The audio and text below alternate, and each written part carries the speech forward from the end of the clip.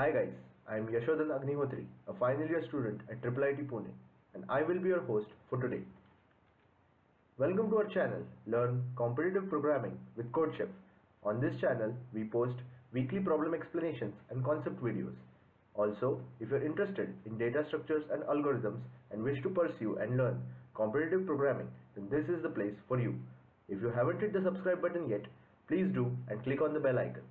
Also, did you know that CodeChef also conducts free live classes on Unacademy where we teach every possible topic related to competitive programming? We have beginner level courses like Introduction to Programming in C++ or Java, Recursion, Basic Data Structures, or advanced level courses like Graph Theory, Dynamic Programming, and Segment Trees. These courses are conducted by top coding experts who have been ICPC World Finalists, IOI medalists, and work in top product-based companies like Google, Amazon, Facebook, and LinkedIn. All you need to do is download the Unacademy app and choose your goal as competitive programming. You can also take the paid plus subscription to get additional features and individual level support. In plus, we have a large set of practice problems associated with every topic covered. Also, we have 6-star and 7-star teaching assistants to help clear your doubts during and after the live sessions. You can use my referral code, which is ZAP10, to subscribe for the plus classes and get an instant 10% off. So hurry up and don't miss out on this amazing opportunity and kickstart your journey towards competitive programming. So the problem in discussion today is from the recent November Long challenge, and the problem name is red-black Boolean expression. The difficulty level of the problem is medium hard, and the prerequisites for this problem are max flow min cut theorem and 2SAT. So let us see the agenda for today. First, we will start off with trying to understand the problem statement. Next, we will see the significance of the red-black coloring and the implication graph. Next, we will check out the role of the max flow min cut theorem in the problem.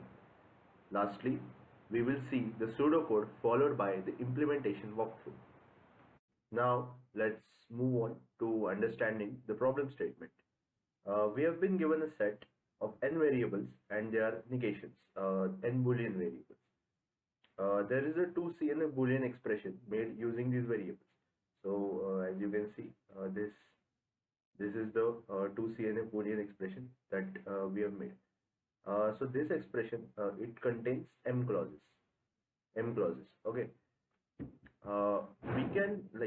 We can paint each of these variables red or black, either with color red or black, with the following conditions: that if xi is red, then x negation xi should be black. Also, in one clause, see, this is one clause. So in one clause, both the variables should have opposite colors. So basically here, if P1 is red, then Q1 should be black, and so on. These variables have some initial value, true or false, assigned to them. So initial value.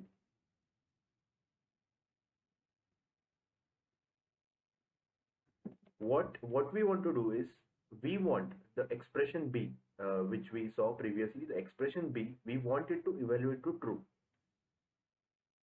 So in order to achieve that, we can change the values of some variables. So we can either change some variable from false to true or true to false. We have been given a cost for this flipping. So a cost Ci, which is mentioned over here, a cost Ci for each of these flips. So what our task on hand is that we need to minimize the total cost needed to make the expression B evaluate to true, or if it's not possible, then we will determine that it's impossible. Also, here there is one more very important condition, that we are not given the colors of the variable, but it is guaranteed that the expression B is chosen in such a way that there is at least one valid way to assign colors. Like we can assign the red black colors, like as I discussed, that one clause has either red black or black red colors assigned to it, and the minimum cost is same for each valid assignment of color. Yeah, so basically false to true and true to false will have the same minimum cost. Next, we will try to understand the sample case. Let's consider the sample case given to us. We have been given n is equal to 3, m is equal to 3, and therefore our set of S will be x1, x2, x3, and they are negations. This string contains the initial true-false values of the variables. So x1 is true, therefore negation x1 will be false. X2 is false, therefore negation x2 will be true. X3 is true, therefore negation x3 will be false. Next, we have been given the costs to flip the values of the variables. So the cost to flip x1 is 1, the cost to flip x2 is 2, and the cost to flip x3 is 3. Let's check out the Boolean expression that we have been given. So the Boolean expression B that we have been given is negation x1 or negation x2 and negation x1 or negation x3 and x2 or x1. So let us check what the value of this expression is right now. So B will be 0 or 1, that is 1, and 0 or 0, that is 0, and 0 and 1, that is 1. So we can clearly see that we need each of these expressions to evaluate to true individually. Otherwise, we get the value 0 because the middle expression, that is the second clause, is 0. So let us try to change the values of some variables in the second clause. So we have two variables, negation x1 and negation x3. Let us try to flip the value of x1. So x1 was true, therefore negation x1 was false. Let us change x1 to false, therefore negation x1 will be true. But doing this operation has an issue. The third clause, which is x2 or x1, initially had the value 0 or 1. Now this clause will become 0 or 0. Therefore this clause will evaluate to false. So this is undesirable for us. So what we'll do, we will not change the value of the variable x1. Instead, what we'll do is change the value of the variable x3. So initially x3 was 1. Let's change it to 0. Therefore, negation x3 will be 1. So now this expression, what this expression became? 0 or 1. That is, it evaluated to 1. So now the cost incurred over here was 3, because 3 was the cost to flip the value of the variable x3. So the answer for this question would be 3, as 3 is the minimum cost required to evaluate B to true. If you guys haven't tried the question yet, you can pause the video, try the question, and then always come back in case you have doubts. Okay, so let's begin the solution. These are the 3 points which we have been given in the question itself. So let's see what these 3 are. We have been given that the red-black coloring of variables is always possible. Yes. Next, we have been given that each clause contains variables of distinct color. So if a clause is P1 or Q1, then if P1 is red, then Q1 will be black, and vice versa. Also, xi and negation xi have opposite colors. Yes, we discussed this earlier, that if xi is red, then negation xi will be black. No clauses contain the same Boolean variable. Okay, so this is one clause. So this clause can't be something like this, x1 or negation x1. This is not a possibility. So the problem statement itself puts some constraints on the type of expression B which we can have.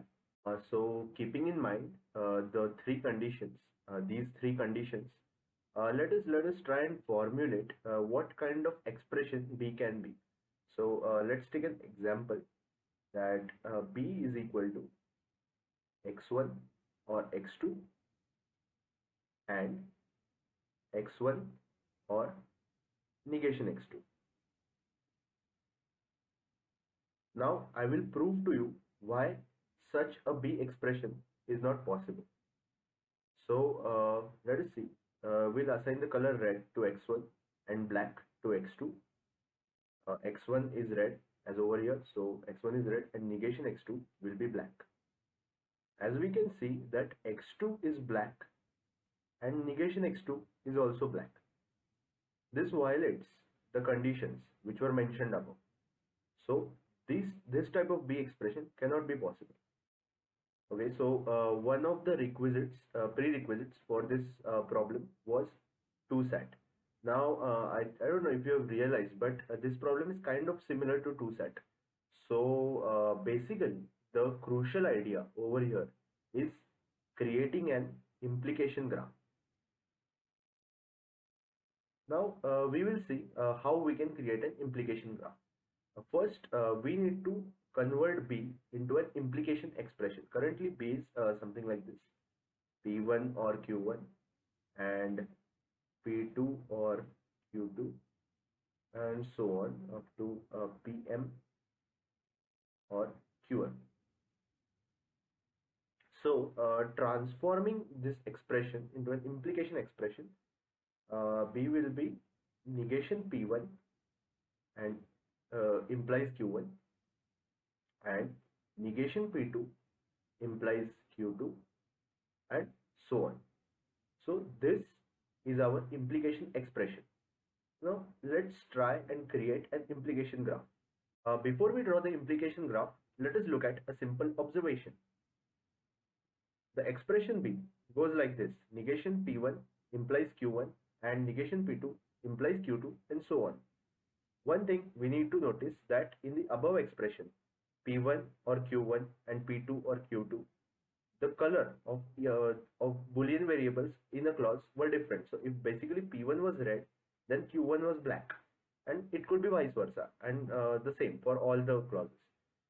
In the implication expression, if negation P1 is red, then Q1 has to also be red, while if P2 is black, negation P2 is black, then Q2 also has to be black. Why is this? Because while converting to the implication expression, we are we are negating the first variable. So the colors of both the variables in the same clause will become same. Now let us draw the implication graph. Let us take the same example which we took earlier, although it was not a valid expression, but for the case of a proof, I will take the same example: x1 or x2 and x1 or not x2. So let us see what its implication expression will be. Negation x1 implies x2 and negation x1 implies negation x2. So let us draw the implication graph. We will draw a edge from negation x1 to x2 and another edge from negation x1 to negation x2. Now let us try to assign colors.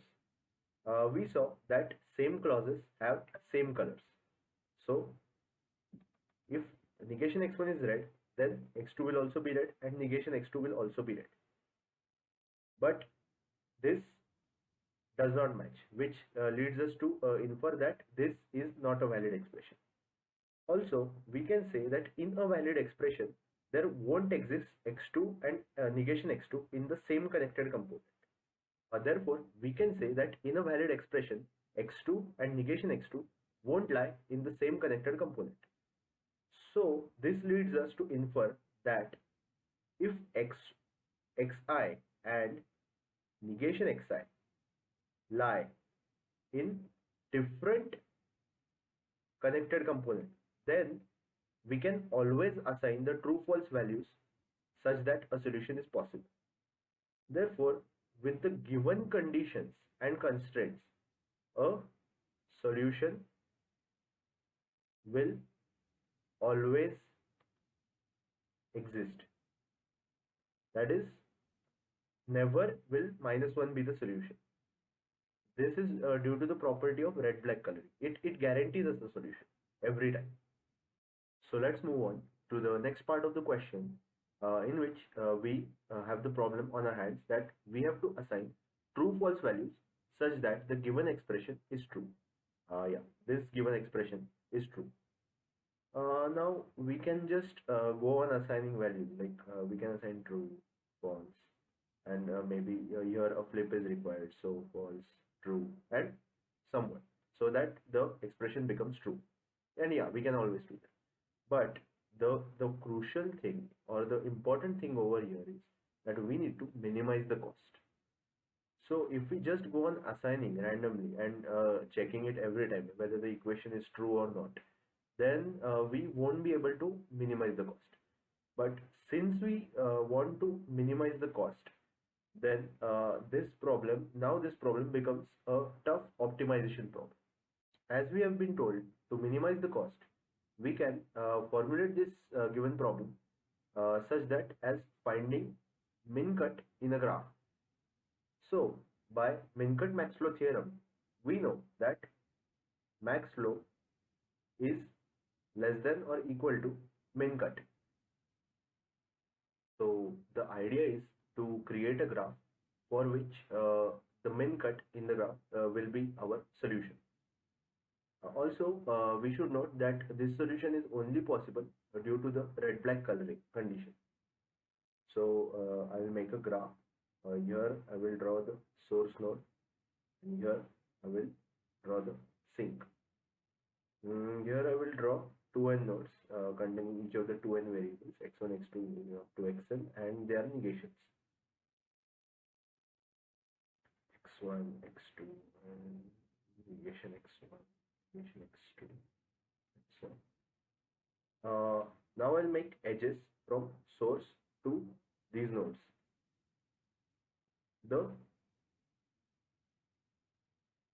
The capacity of these edges will be cost to make x1 true. We should initially label the source node as true and the sink node as false. So the capacity on these edges cost to make x1 true, and similarly for all of them. Next, we will draw edge from x1 to sink, and the capacity over here is cost to make x1 false, and similarly for all of them. By observation, we can see that we have two types of edges. One is source to xi and xi to sink. When we make these edges, the capacity on one of these edges will be 0, because xi can be either true or false. So if xi is true, then the source to xi will be 0, and if xi is false, then xi to sink will be 0. Now we need to make a cut of this graph. So what is a cut? A cut is a subset of nodes of the graph containing either the source or the sink. Consider this cut: source with everything that is false. I have depicted it below. So check it out. The red line marks the subset of nodes that are false, and this is the subset. So this is our cut. So what we can do with this? We can write the capacity of the cut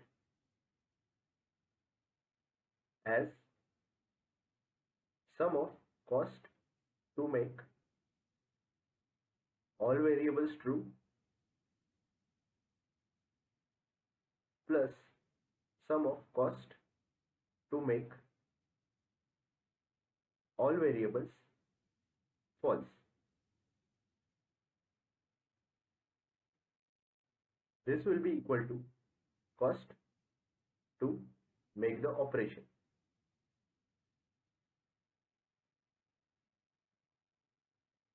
Minimizing this cost is equivalent to minimizing the capacity of a cut, which is the same as finding min cut of the graph, which is again the same as finding max flow from the min cut max flow theorem. We need to keep the clauses that were in the original expression B, we need to keep them intact. So what we can do is we can add an edge of infinity, of capacity infinity to them. Now how does this work? Obviously this edge will now not get included in the min cut, because then the capacity of the cut will become infinity, and then it is no longer a min cut. So an invalid min cut will have infinite capacity. Therefore, our answer will be the min cut capacity for all valid assignments. So now this problem is converted to a max flow problem, and we have a graph. So we can apply Dinnick's algorithm to solve the problem. Now we will see why we will use Dinnick's algorithm. Now we will see why Dinnick's algorithm is better than Edmonds-Karp algorithm for this problem. As for the number of vertices, we have V of the order of 2 into n and the edges of the order of m. Now we can clearly see that m is quite big as compared to n. Thus, V square E algorithm, that is the Dinnick's algorithm, and VE square algorithm, that is Edmonds-Karp algorithm, in the two of these, V square E is much efficient than VE square. So V square E will take less time as compared to VE square. Therefore, we should use Dinnick's algorithm for this max flow problem. Let us see the pseudocode for this problem. First, we will take inputs. Then we will create an undirected graph with edges between all xi and negation xi, and also all the clause nodes, and use 0-1 coloring with a simple DFS. Next, we will initialize a directed graph to be used with Dinnick. It will have two special nodes, that is source and sink, and other 2n nodes. Now we will add infinite capacity to all red-black pairs of nodes, because these are the nodes which cannot be touched and cannot be included in our min cut. Now we will add cost I capacity to all false nodes which are connected with the source, because remember the value of the source node is true, and we will add an edge with cost I capacity to all true nodes connected to the sink. So now next we will go through the implementation walkthrough in C++. We will go through the C++ implementation of the problem. So here I've taken input n and m. I've allocated 2n plus 2 nodes. I've just allocated some extra nodes for the string. And what I'm doing is I am when I'm taking the input, I'm also assigning the n plus ith character of the string as the XOR of the current. So basically, if I have an input of character 1, then the n plus ith character I'm assigning as 0, because it's easy to see that the first n characters I have dedicated to the Boolean variables, and the next n characters, that is n plus 1 to 2n, I have dedicated to their negations. So this is it. And for the cost, I've done the same thing, except I'm not XORing over here, because the cost for the xi and the negation xi variable is the same. So yeah, I've done it over here. Next, I'm taking the clauses input. So if a clause is less than 0, then I'm just adding it to n. So n minus u, and the same thing for v. And then I'm adding an edge between u and v. So I'm creating a graph where the edges will be between the clauses. Also, I'm adding edges between all xi and negation xi. So as I told earlier that the n plus ith node will contain negation xi. So I'm adding edges between all xi and negation xi. Using a simple DFS, I'm coloring the nodes. So here you can see that if color I is -1, then I'm running the DFS. -1 just indicates that it hasn't been visited yet. So this is the function for the DFS. This is a simple DFS call. Next, here I'm declaring the initializing the graph for the DNIC. I'm adding two extra special nodes. That is the source, which is the 0th node, and the sink, which is the 2n plus 1th node. Okay. So now, what I'm doing over here, look carefully. I'm adding an edge between all nodes colored 0 and 1 if and only if their absolute difference is not n. So this is not difficult to see. If the absolute difference would be n, they actually would be xi and negation xi. And we cannot have those nodes in the same connected component, right? So I'm doing this. Next, I'm adding an edge between I, n plus I. So I'm adding the edge so that these nodes would not be included in our min cut. Lastly, I'm adding an edge between the source and u. So if u is 0, that is if u is false, so I'm adding an edge between source and the uth node. And if u is true, that is 1, then I'm adding an edge between u and sink. Lastly, I'm calculating the max flow by inputting source and sink on the function. DNIX algorithm is a famous algorithm, and hence it should be available easily on the net. So this winds up our solution, and now we will submit this solution.